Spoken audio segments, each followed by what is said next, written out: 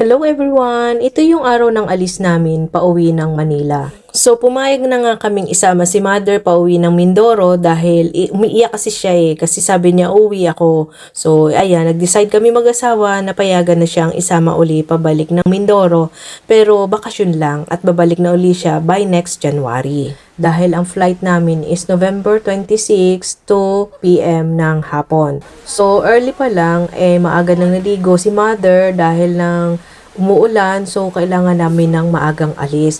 Dahil wala nga signal pero malakas ang ulan sobra.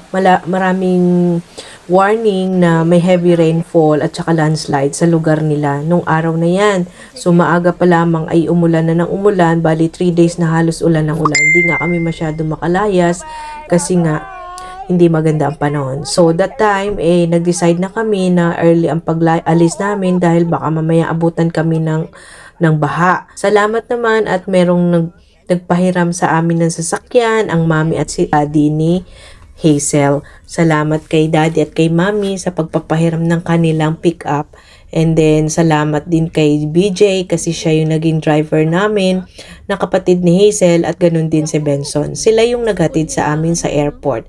So, madaling sabi nandiyan na kami sa kahabaan ng papuntang Cauayan Airport. Kalayuan kasi yung Cauayan Airport sa kanilang lugar, siguro almost 1 hour bago ka makarating sa airport. Dumaan kami diyan sa clinic ni Hazel para magpaalam at saka dun sa pharmacy ni Hana kaso pareho silang wala at busy. So tumila naman ang ulan pagdating namin diyan sa may malapit na sa Cauayan. Nandito na kami sa Aurora na lugar at nakita namin na parang ito rin yung isa sa syudad dyan sa lugar nila.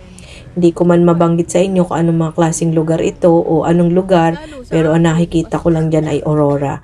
So, maganda ang panahon nung oras na yan, tapos bigla-bigla na namang umuulan at ang madadaanan natin ay puro bukirin at saka taniman ng mais, ng mani, ng mga munggo at saka ng mga bigas. So, habang dinadaanan namin yan ay kasi first time namin nakita uli ang lugar na yan dahil marami kasing daanan sa kanila na pwedeng shortcut at saka medyo may kalayuan. So, dito kami dinala ni BJ sa lugar ko saan maraming mga makikita mga establishment or mga bayan.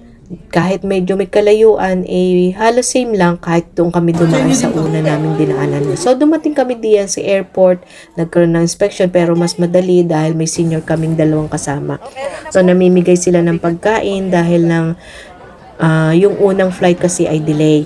So, may mga pagkain silang mga pang-snacks at maaga kaming pinag-check-in diyan at maaga rin kami nakapasok dahil nga ng aming mga seniors. At kami ay naghintay ng announcement kung matutuloy ang aming alis dahil nga hindi sa kagandahan ng panahon. So habang kami ay naghihintay diyan, palakas ng palakas ang ulan at yung aming sasakyang eroplano ay paikot-ikot laang daw at baka hindi matuloy na mag-landing. So yun na nga at ayan na nga nag-announce na. We sincerely apologize for the inconvenience it may have caused. Your ground personnel will be guiding you to the arrival area, whether further instruction. At dahil nga diyan ay canceled ang flight namin, so we decided na lumabas na uli ng airport. So yun lang muna, bye bye, thank you for watching.